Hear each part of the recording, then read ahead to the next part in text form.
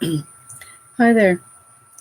Um, I just wanted to share with some of my followers and friends some of the interesting things that I've learned from some of the reading I've been doing and have done for some years now. This is a book called Daughters Copper Woman that was introduced to me by Anne Cameron herself. The first Stein Valley festivals up on very high mountain in the range that is just outside of Vancouver. It really has been nearly 20 years. And I got this book. I met Anne Cameron at the gathering. I actually saw John Denver sing at that gathering. It was really lovely. Anyway, gist of it is uh, some of the stuff in this book has been coming back to me over the years, and particularly uh, some of the stuff about the medicine coming from the women. So this is why I felt of this book, and maybe I'll read more later. But right now, it's just a short section on the Women's Society um, from Daughters of Copperwood and their Women's Society. And then the world turned upside down, striped in dugouts with sails that smelled terrible and were infested with bright-eyed creatures, the like of which had never been seen or wanted to live. A woman could buy her way into the society. No woman could inherit a position in the society. Each member of the society had been chosen by the society itself and invited to belong to the society if they were invited.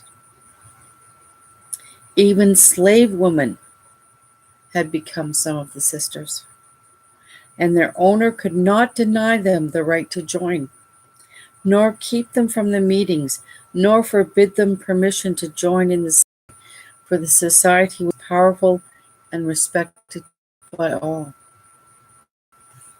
The education of all girl children was the duty of the members of the Women's Society. They taught with jokes and with songs, with legends and with examples. They taught the girls how to care for and enjoy their bodies, how to respect themselves and their bodily functions. They explained to them her needs, and then the world down. Strange men arrived in dugouts with sails that smelled terrible and were infested with sharp-faced, bright-eyed creatures which had been never seen on the. We are talking about the Salish people of Vancouver Island. These men wanted water and food. They wanted trees for mass. They wanted women, for it seemed as if they had none of their own. Their teeth were pitted and black. Their breath smelled. Their bodies themselves was sweating, and they talked in loud voices. They wanted otter and sealskin with people had never dreamed. And the world turned upside down in ways they'd never known. Children coughed into lungs and died. Children choked on things that grew in their throats. Children were covered with sores and died blood. Nobody was safe.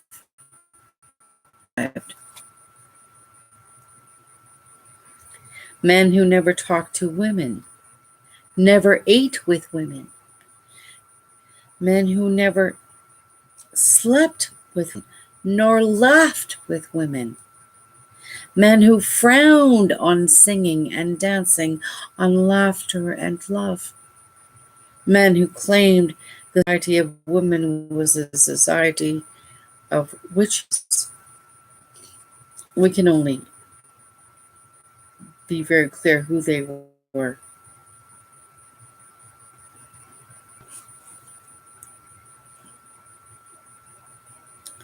Thou shalt not suffer a witch to live, they insisted, but the people would not allow them to kill the women of the society. Jesuits, of course. Instead, the priests had to be content to take the girl children. And instead of being educated who told the truth about their bodies, the girls were taken from their villages and put into schools where they were taught to keep their breasts bound, to hide their arms and legs, to never look at a brother openly in the eye, but to look down at the ground as if ashamed of something. Instead of learning that once a month their bodies would become sacred, they were taught they would become filthy.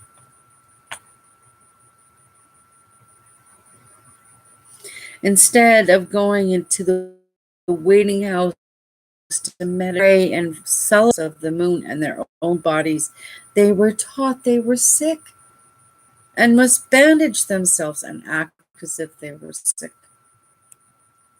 They were taught the waves and surgings of their bodies were poisoned, so damaged, their souls so contaminated, they were not eligible for candidacy, honored, no purpose other than to serve men. Sounds very much Cabal to me. In less than a generation, the world turned upside down, and all reason and truth flowed out and was nearly lost. Quote, who cannot love herself cannot love anybody. Who is ashamed of her body is ashamed of all life. Who finds dirt or filth in her body is lost. Who cannot respect in children is beating their children and even abandoning them.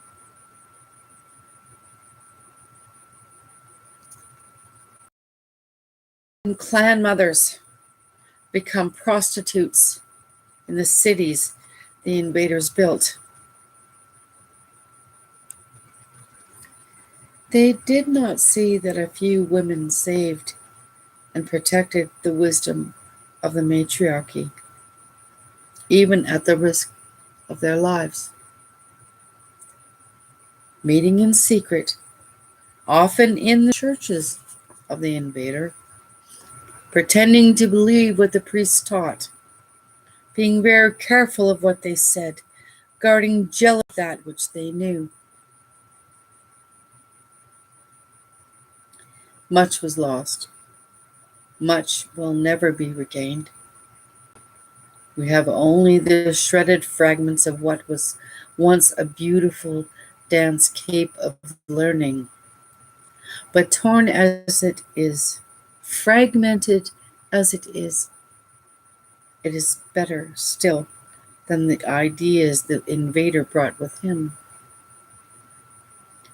A few women now old, no longer strong, a few women who kept alive what the invader tried to destroy, grandmothers and aunts, mothers and sisters, who much and cherished, protected even at the risk of your own lives,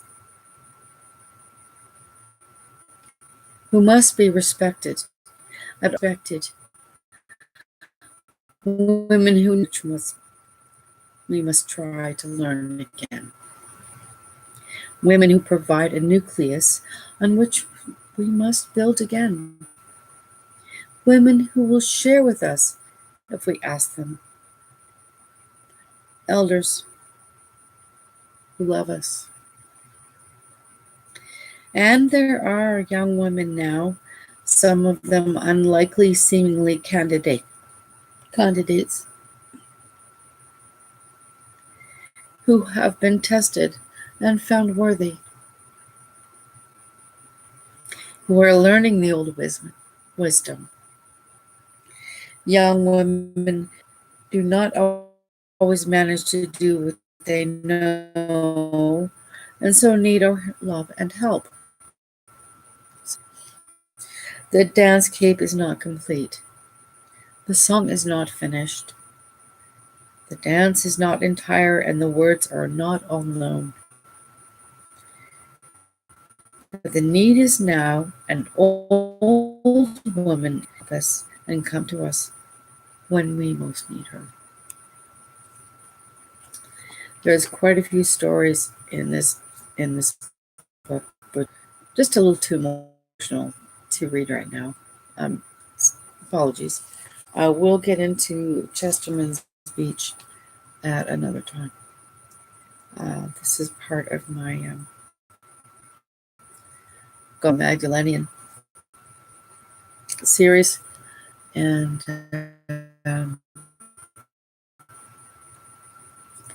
we'll see you again.